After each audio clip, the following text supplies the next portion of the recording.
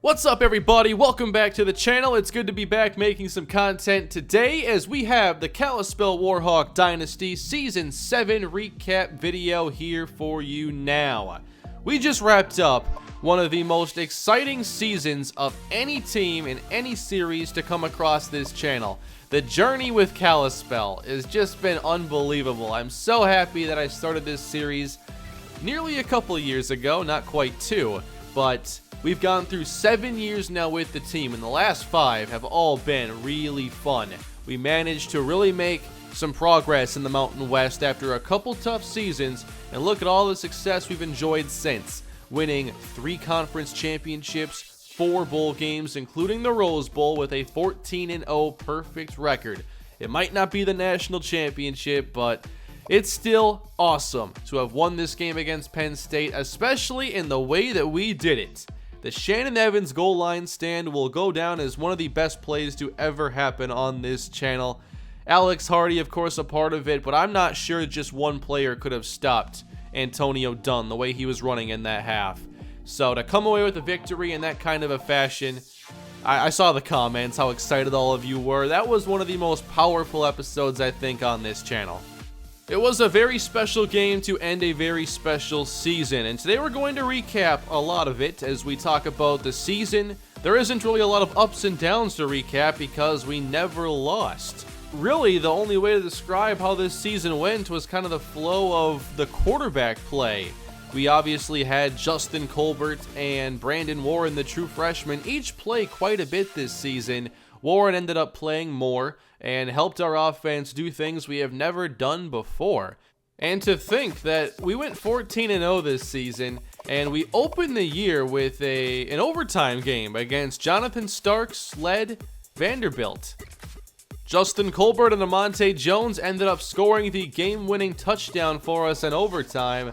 That's how easily this season could have been different. Justin Colbert played quite a bit in this game, if I'm not mistaken, as we had kind of the plan to start out with kind of a split or not so split idea at quarterback. I ended up going with a hot hand a lot and changed things quite often, but we had 4 interceptions in this game. That's part of how it became tied and went to overtime in the first place. But Justin Colbert and Brandon Warren, that was always a dynamic on this team, and I always thought that eventually somebody would become just the regular starter and they wouldn't get subbed out often or maybe even ever, and it eventually did get to that point. But I still feel like it was good to get playing time with both quarterbacks. Once we had an easier time getting through our non-conference schedule, that's when I realized this season was going to be pretty special as long as there weren't any major injuries that could derail our progress. We handled Minnesota quite nicely, we got our revenge against Utah, and then we storm into Mountain West play by beating Fresno State by 38. Nevada gave us a battle here. We tend to have a game against a lower ranked opponent or a lower record opponent that ends up giving us a challenge, and Nevada gave us one. Colorado State, they did pretty well. That was a game that many of you thought was a trap game, and it almost became that. They were good. One of the biggest highlights of this season was our 66-14 victory over Air Force, and this is where Brandon Warren managed to throw 6 touchdown passes in just over 2 quarters of play. We had such a large lead that he didn't need to play much longer. If Air Force had somehow made this game competitive, who knows what Warren would have been capable of, because usually those records get set in more competitive games, but this was not the case. It was lopsided. 4 interceptions off of Doug McDonald, who got those INTs, by the way. Of course, Shannon Evans, Malcolm Tyson, then 2 for James Hampton. And from there, we go on to beat Boise State, of course, the Colorado State game. I was a little bit concerned about Wyoming, but that didn't turn out to be really a big deal. It was 28-14, and I guess it was close going into the 4th quarter. In this game, we really struggled on 3rd down. I remember that now. For some reason, we just had the toughest time getting conversions. Then Utah State, we beat them 38-15. Hawaii, they're a team that's kind of become one of our rivals in this series, and the first game, it was really competitive in the first half. It was a lot of fun, and we went into the half winning 23-17 and proceeded to pull away well in the second half. They had their top running back deal with some injuries in this game, and if he played the entire time, it could have been way different because he was really effective. Derek Thomas played really well in this game. Our coverage just wasn't where it should be, but we changed that all in the very next game against the same team. We beat Hawaii this time 40-10. Derek Thomas went from a very impressive stat line to only being able to complete 58% of his passes while throwing 2 interceptions and not even reaching 120 yards. So it was very different. And Kyle Thomas, down the stretch, really in all of these final games, he just managed to really steal the show at running back. I had kind of a running back by committee this season, and Kyle Thomas ended up taking majority of the carries because he was so dynamic. Troy Lee was oftentimes better in like the early season action or in the preseason, but eventually Kyle Thomas was too good to take off the field. And one of my biggest surprises this year was Marty Belafonte. After going through his ratings after we recruited him, I wasn't sure if he'd really be all that dynamic. I thought maybe he'd just kind of be a dynamic player at like a lower level, but as a returner this year, he was phenomenal. And I'm not really sure how to describe it. Just some players feel differently when you're using them, and he's one of those players where you really just feel confident that you're going to make the first guy miss and get into the open field. The top speed for him is good, not great, but he's able to use agility, moves, and acceleration to get to the open field. So that was really fun to have happen this year. As far as stats, Brandon Warren ended up with far more pass attempts, yards, and touchdowns than Justin Colbert, and despite his accuracy concerns coming into this year, he still had a better completion percentage by 7. Now, there's a lot that goes into that, but that still surprises me because I feel like I played riskier with Warren.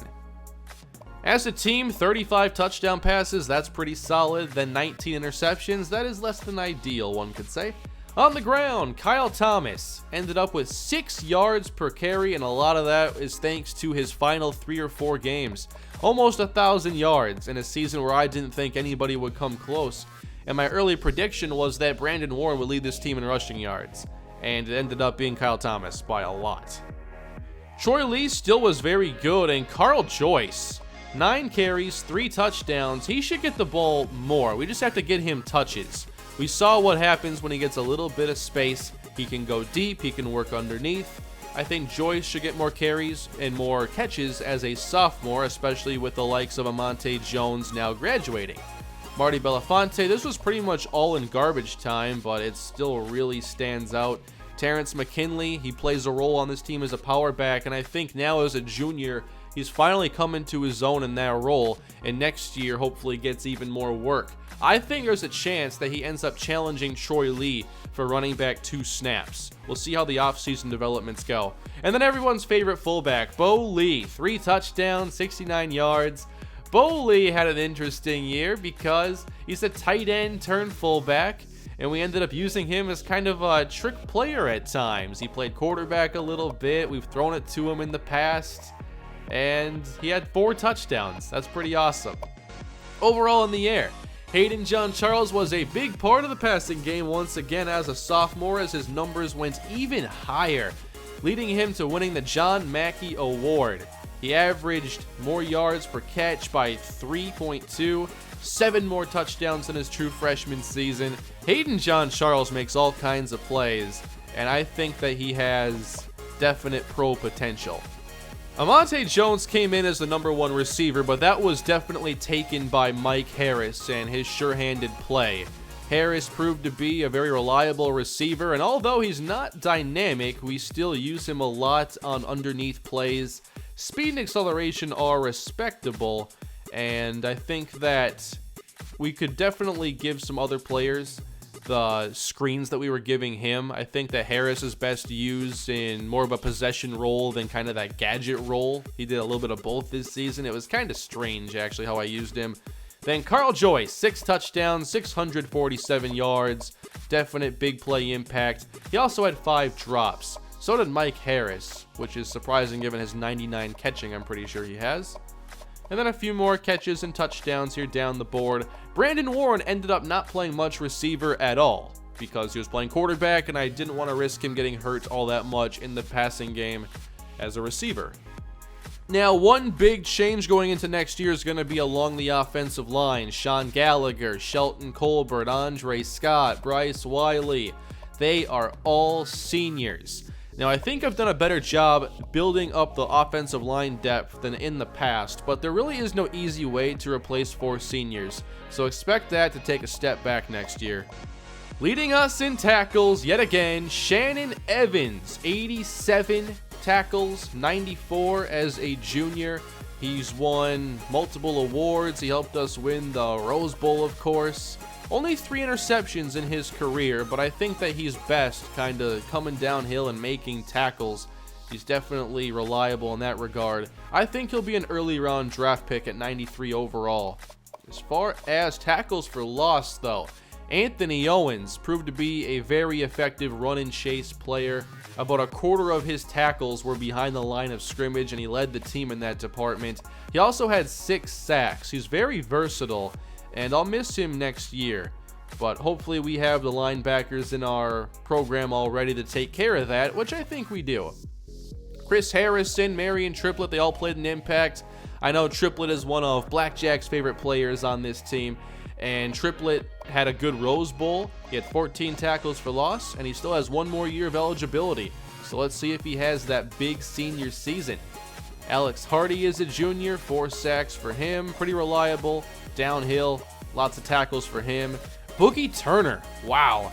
How about the improvements he made throughout the season, both in run defense and as a pass rusher? He showed that he could even play nose tackle at times at 268 pounds. He would win these one-on-one plays in the ground game, and it's hard to do that sometimes in this game on the ground. That's why you have to rely so much on filling.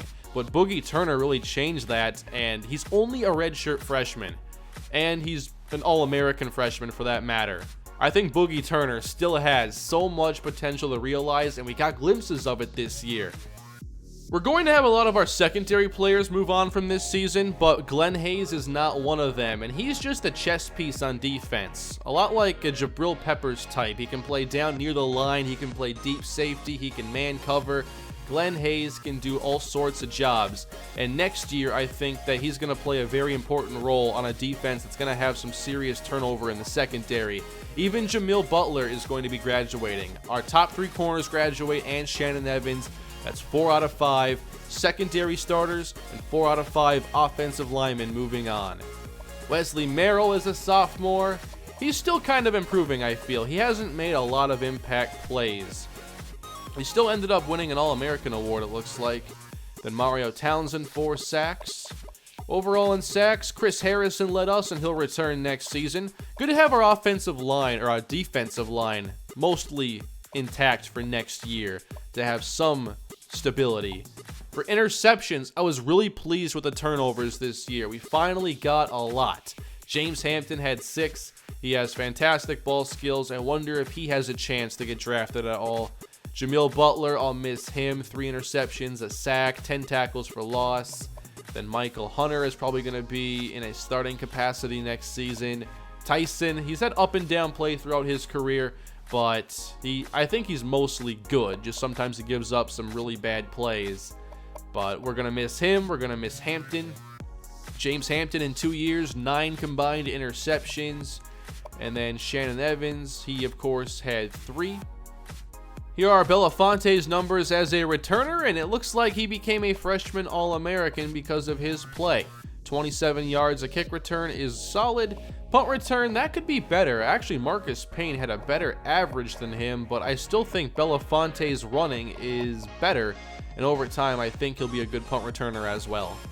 Here are career stats now. Always fun to look at this. The quarterbacks both were playing their first year of real playing time, so nothing major there. On the ground, kind of the same deal. We didn't have many rushing yards as a team coming into this season. In the air, Amonte Jones ends his time at Kalispell with 18 touchdowns and 2,100 yards. Solid career for the possession receiver from Billings, Montana. We have Hayden John Charles already doing all kinds of damage here in only 2 seasons. And then a lot of these players also didn't play beyond this current year. It was amazing how many new players we had and how this team really didn't have any regression in any serious way. Even without Ja'Cory Day, even without Roscoe Sheridan and others, this team didn't take a step back, and that's what I expected them to do in some ways at least. As far as the defense goes, we have 19 sacks there for Nate Graham. That is your active leader as he's about to graduate. 19 as a nose tackle is pretty good. He played 4 years, I believe, or started 3 of them. 8 sacks as a junior. That was awesome. Harrison, 11 sacks. Owens, 9. As we've seen throughout the season, Kalispell is one of the top offenses and defenses in all of college football. So no surprise that we top the charts here in most of these categories when it comes to our own conference. Although it's hard to compete with option offenses in just total rushing yards. But points is what's important. We lead in that department. Most passing touchdowns. And hey, we're also pretty close to the top in rushing touchdowns. This is a little incomplete because not all these teams have played in their bowl games. Actually, I think only we have, if I'm not mistaken. I know New Mexico has because theirs was before us. We had 45 sacks to lead the conference. We had 18 interceptions. There wasn't much I didn't like about this team. We were among the top in third down conversions, and in the red zone, 34 touchdowns, 11 picks. This was finally a year where I don't feel like I need to talk about how much I have to improve down there in terms of field goals. Like, this was a really good red zone year. Definitely one of our best. I definitely can get better, though, in the take-give. We're still -4 in that department. 27 giveaways, which that must lead the conference, but at least we had the takeaways and all the touchdowns. Now, I wish when you created a team here, it would wipe out all the record books because you want to have your brand new team, but it doesn't work that way. You take over for another team and their records as well. So, here are the current records that we have actually broken. I have no clue what our highest yards in a game is for a quarterback, but we have all of these. J.R. Battle, 35-23 for passing yards in a season. Marquise Walker, almost 10,000 career passing yards. He had 65 career passing touchdowns, but Warren, of course, has the single game record now. No receiving records. These are always hard to break, especially when we have the ball getting spread around so much. How about rushing? Roscoe Sheridan, most rushing yards in a career. By the way, now that this season is coming to an end, I am going to take a short break from this series. It might just be a week or 2, not more than that. I just want to take a little bit of extra time to work on the Bears franchise, so we're going to have a mini off-season here in the Kalispell Dynasty, and then we will return with the off-season. We're not going to do the off-season, then take a break. I'd rather do the off-season and get right back into the flow of things. But here are some of the players that we're going to be moving on from this year. Lots of seniors here at the top of the list, as you would expect. And I am still contemplating the move to maybe the Pac-12, because I know we're about to lose a lot of what made this team really good. I'm kind of thinking that we play one more year in the Mountain West to prepare and then jump to the Pac-12. That is an option. You can let me know what you think down below in the comments section, but I know that this team is going to look a little different in a year. One more thing I'm going to do, though, before we take a little break from the series for just a week or 2, is I'm going to commentate the UCLA-NC State game as a fun little bonus. Jesse Heikkinen, of course, won the Heisman Trophy, and he put together one of the most decorated quarterback seasons you could ever see. And we're going to watch how that national championship game plays out. Look at all these awards. That'd be awesome if he just went pro after this. Like, what more is there to accomplish, especially if he wins the national championship, which I'd have to favor UCLA in that game. Although the NC State quarterback, David Blanchard, he was in the Heisman race as well. Must be for rushing stats because these passing numbers are not impressive. 11 touchdowns here, 786 yards. This makes me think that if I had played Warren a bit more, maybe he could have gotten into the top 5. No surprise that Jesse Heikkinen is also the first team NCAA All-American. They have all sorts of All-Americans. Kirk Washington, his receiver, tackle Clay Bell, Demetrius Taylor, UCLA has a powerhouse right now, but Boogie Turner is a first-team All-American. He wasn't even a freshman All-American. Okay, Boogie, that's awesome. Perry Copeland made it too. Alex Hardy, Anthony Owens. How about secondary? Shannon Evans, another All-American. On the second team, we got Hayden John Charles and Bryce Wiley. Andre Scott, Chris Harrison, Nate Graham, James Hampton, Glenn Hayes, Jeff Childs, and Marty Belafonte. For freshmen, you get Carl Joyce in there. And, okay, Boogie Turner gets 2 All-American awards. That's fantastic. For Mountain West, our entire offensive line plus Hayden John Charles. No quarterback here because Derek Thomas takes it. Then defensively, okay, Harrison, Triplett, Turner, Hardy, Owens, Hampton, Butler, Evans, Hayes, Childs, Parks, Belafonte, Kalispell, taking all these awards. Joyce and Colbert here, still no quarterback for us. Mike Hill, Nate Graham, Wesley Merrill, Tyson. There is no freshman all-conference. Overall, another fantastic season here in the Kalispell Dynasty, and there is still more to come because my goal has been to eventually take them to one of the larger conferences, and I want it to be the Pac-12. And that would open up a new opportunity for rivalries and a challenge because all of a sudden now everyone's going to have all kinds of players in the 90s for overall, and we're not going to be playing against the same level of competition. So it's kind of a reset in a way, in a very fun way. I'm not sure if it'll be this year or next. But let's talk recruiting now to end the recap. At this stage, I'd say our recruiting class is pretty average. We have 12 players, 2 4-stars, a handful of 3s, and some 2s. Unfortunately, I put a lot of points into some highly touted prospects that are not going to be taking the battles to the off-season, so it's not going to be as exciting. We have Maurice Doucette here, a cornerback from Florida at 6'1". He's a 4-star player, and I think that he's a great addition to our secondary with his speed and cover ability. Tackling and press is a concern, but there's a lot to work with there, I feel, especially a couple years down the road. Jaron Williams, an old-school downhill thumper at 252 yards. Not sure when he'll get a chance to play, but when he does, he'll bring dominant run-stopping ability to our defense, and I'm looking forward to it.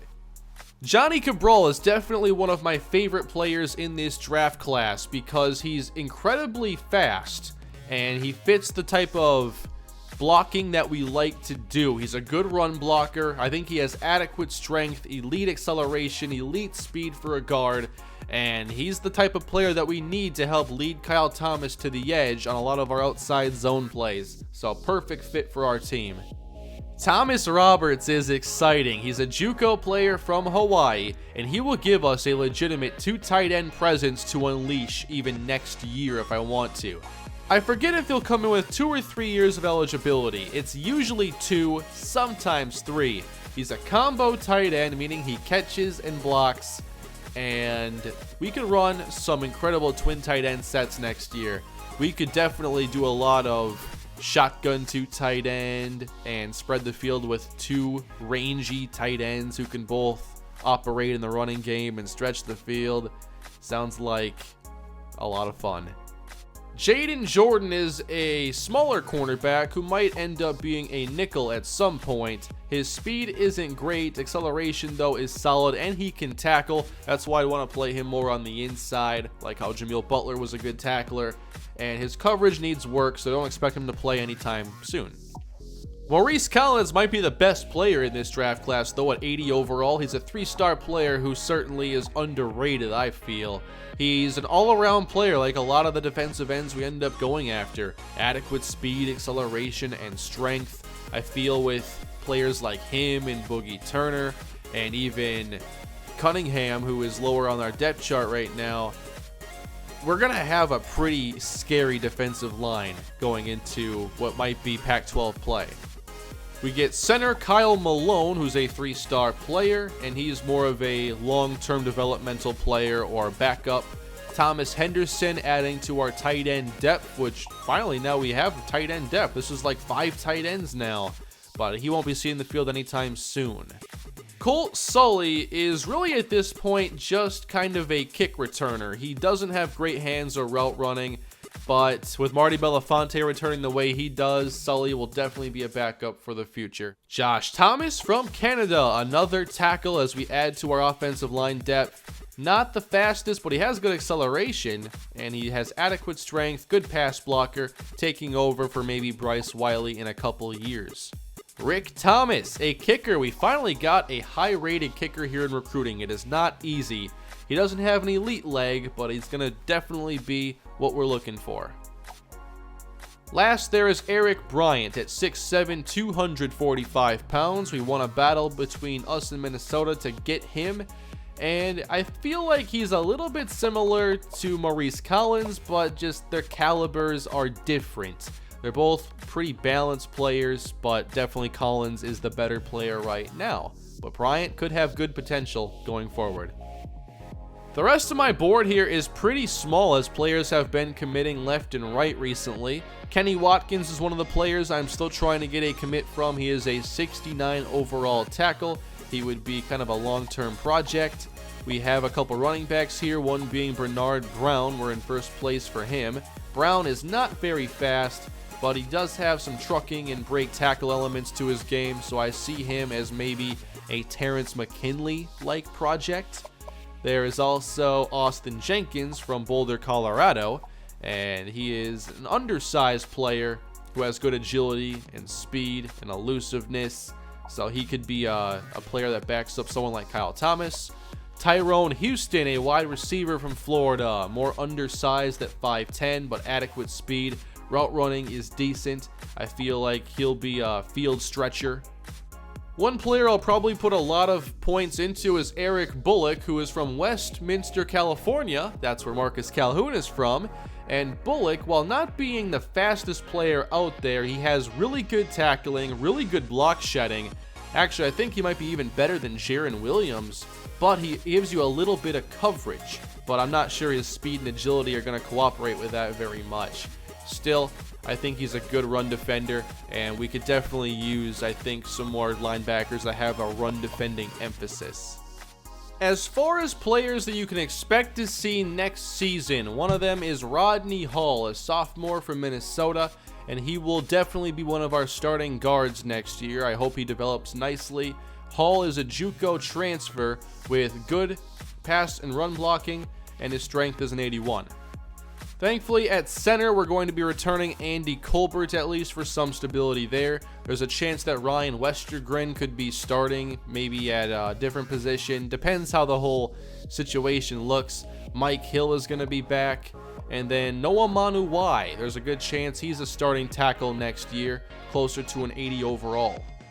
With Anthony Owens graduating, we're going to have a competition for that new linebacker spot that's opening up. Titus Graves will have his chance.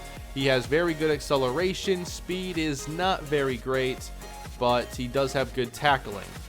Mario Townsend will also have the opportunity, but he's mostly used as a pass rusher. He does have good finesse and power. But I feel like the way I used Owens, Townsend could fit that role. We ended up blitzing Owens quite a bit. Also, Xavier Bozeman might have a chance to start out there. He does have some pretty good speed and pursuit, and he has flashed in his limited playing time, being able to make some key plays. Doesn't look like much here, but some of those tackles were pretty major. At corner, with Tyson, Hampton, and Butler all graduating, that means it's going to look very different next year. Michael Hunter, Oscar Bryant, Juno Springs potentially. I think I even need to consider if I need to move Glenn Hayes out to corner again. I don't know what I'm going to do there yet.